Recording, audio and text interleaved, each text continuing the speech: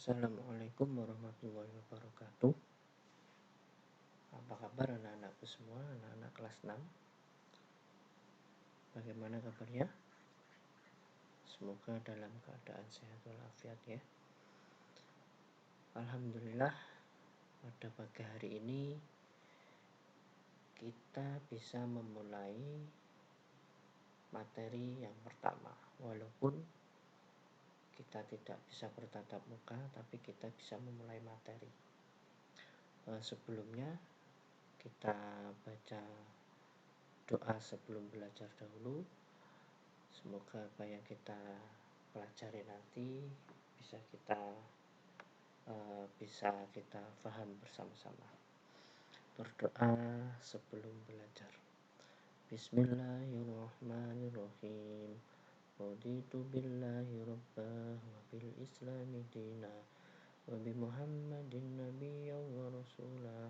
Rabbi zidni ilma warzuqni fahma. Amin ya rabbal alamin.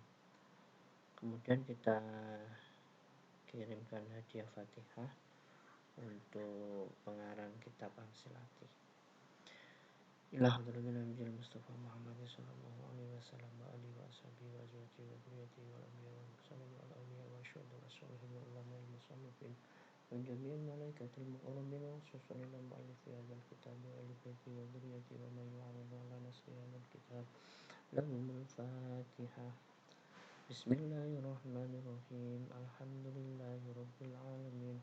Ar-Rahmanir Rahim. Maliki yaumiddin. Iyyaka na'budu wa iyyaka nasta'in. Ihdinas siratal mustaqim. Siratal ladzina an'amta 'alaihim ghairil maghdubi 'alaihim waladdallin. Amin. Baik anak-anak, kitab Amsilati jilid 3-nya bisa dibuka pada bab 1. Pada bab 1 ini kita akan membahas mubtada. Dilihat halaman 1. Kita mengulang sebentar pada jilid kedua, yakni rumus utama. Rumus utama sama-sama bedakan setiap kata antara A isim, B fi'il, dan C huruf. Isim itu apa? Isim adalah kata benda, yaitu kata yang menunjukkan benda atau yang dianggap sebagai benda. Contohnya kitabun, kitab itu benda. Kemudian fi'il adalah kata kerja. Contohnya apa? Contohnya adalah kataba menulis. Nah, menulis itu adalah kata kerja. Kemudian huruf adalah selain isim dan fi'il. Kemudian ciri-ciri isim atau tanda-tanda isim. Tanda-tanda isim yang pertama bisa menerima i'rab jar.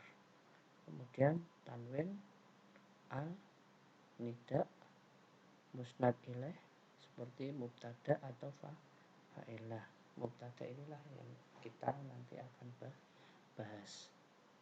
Kemudian bila isim terapkan rumus A1. Masih ingat ya, rumus A1? Tentukan isim antara ma'rifat atau nakirohnya, mabni atau mu'rabnya, mudzakkar atau muannasnya, mufrad, musanna atau jamaknya. Setelah menentukan rumus A1,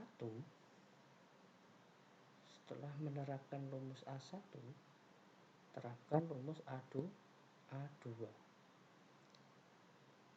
Tentukan isim antara isim fa'il, isim maf'ul, masdar, atau tidak isim fa'il, tidak isim maf'ul, tidak masdar yang tertulis dalam rumus, maka yang menentukan kamus.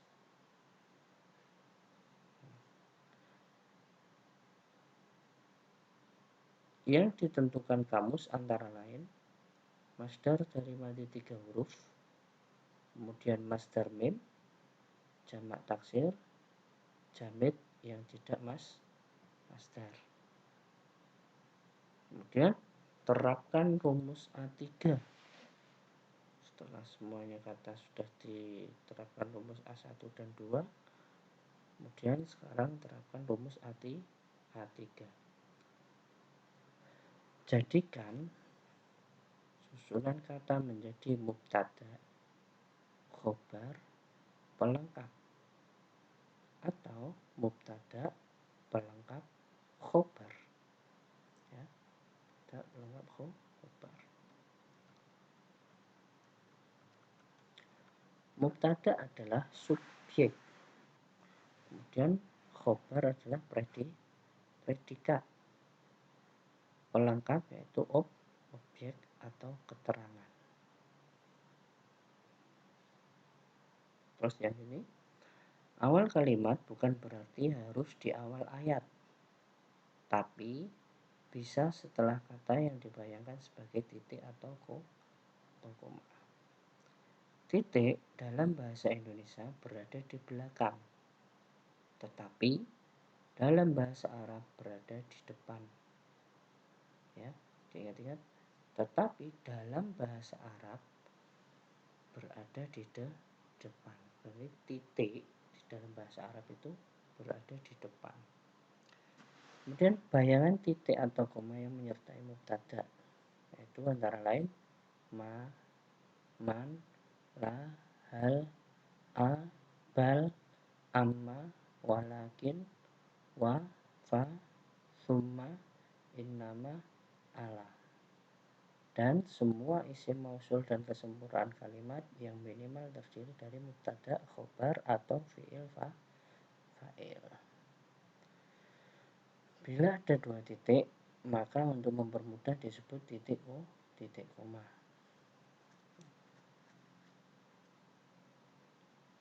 Baik, sekarang kita lanjut pada halaman kedua, bisa dibuka halaman kedua. Mubtada yang berupa nama. Mubtada yang berupa nama. Bila ada isim makrifat yang berupa nama di awal kalimat, maka menjadi mubtada. Setelah mubtada harus ada khobar. Ini yang dibaca. Setelah mubtada harus ada khobar. Sama-sama dibaca. Kolom buram yang atas. Muhammadun Rasulullahi tanpa harokat dibaca Muhammadun Rasulullahi menjadi Muhammadun Rasulullahi.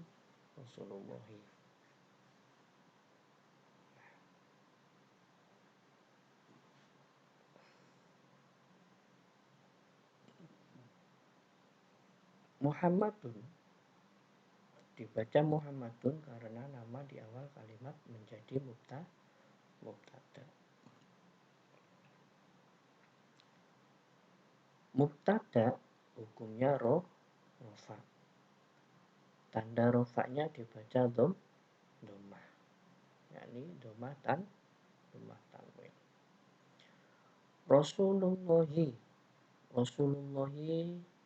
dibaca Rasulullahi karena menjadi khobar. Menjadi khobar karena setelah mubtada dan pantas diberi makna iku atau itu atau adalah. Kemudian khobar hukumnya rofa. Khobar hukumnya rofa. Tanda rofanya apa? Tanda rofanya dibaca dhammah, ini rasulu. Nah, itu rofanya dibaca dhammah. Nah, Pak Ulul akan membaca satu ayat. Kemudian nanti ayat yang selanjutnya dibaca sendiri-sendiri sesuai cara baca yang sudah biasanya kita pelajari di kelas. Jadi setelah membaca ayat, membaca kolom buram disesuaikan dengan ayat yang kita baca. Yang pertama, wallahu muhitum bil kafirina. Wallahu muhitum bil kafirin. Allahu dibaca Allahu karena nama di awal kalimat menjadi mubtada. Mubtada hukumnya rofa. Tanda rofanya dibaca dhammah. Muhitun dibaca muhitun karena menjadi khobar. Menjadi khobar karena setelah mubtada dan pantas diberi makna iku. Khobar hukumnya rofa. Tanda rofanya adalah dhammah. Tanda rofanya adalah dhammah. Allahu isim ma'rifat atau nakirah? Isim ma'rifat. Kenapa ma'rifat? Karena nama. Kemudian muhitun isim ma'rifat atau nakirah? Nakirah. Tandanya apa kalau nakirah? Tandanya adalah tanwin. Bil kafirina. Bil kafirina.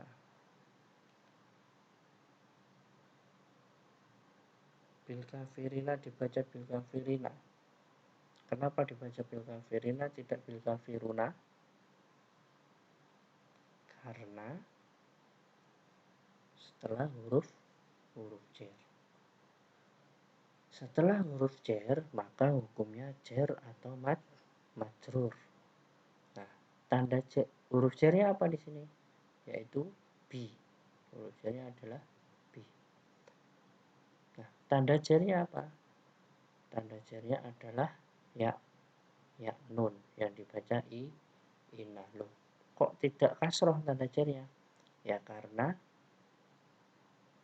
kafirina ini termasuk jamak mudzakkar salim. Yang mana jamak mudzakkar salim tanda jarnya memakai ya nun yang dibaca inah. Nah, kemudian lihat halaman 3. Halaman 3 kita latihan memberi makna. Nah, berilah makna pada mubtada dengan makna utawi bahwa atau adanya, dan pada khobar dengan makna iku. Ya. Perlu diketahui tanda mim kecil di atas, huruf mim kecil di atas itu adalah tanda bahwa lafaz Allah di sini menjadi mubtada. Kemudian huruf kha kecil di atas ini menandakan bahwa kata alimun menjadi khobar. Nah, begitu juga ayat-ayat yang tadi kita baca. Itu tanda huruf mim kecil atau kha di atas kecil itu menandakan bahwa itu mubtada atau khobar. Mari kita baca sama-sama latihan memberi maknanya. Yang atas terlebih dahulu. Wallahu utawi Gusti Allah bima kelawan perkara tak maluna kang padha nglakoni sapa sira kabeh alimun iku ngudaneni. Kemudian yang bawah wallahu utawi Gusti Allah samiun iku zat kang midanget alimun tur iku zat kang ngudaneni. Nah, silahkan ayat-ayat yang tadi belum dibaca sendiri-sendiri sampai selesai, sampai habis itu ada berapa ayat itu, ada 10 ayat dibaca semua, kemudian keterangannya juga dibaca yang kolom buram ini ya. Setelah baca ayat, setelah baca contoh ayat, dibaca kolom buram, setelah baca ayat lagi, baca lagi kolom buram ya, sampai selesai. Nah, sampai di sini dulu pertemuan kita pada pagi hari ini. Semoga apa yang kita dapat bisa bermanfaat untuk kita semuanya, amin. Saya akhiri. Assalamualaikum warahmatullahi wabarakatuh.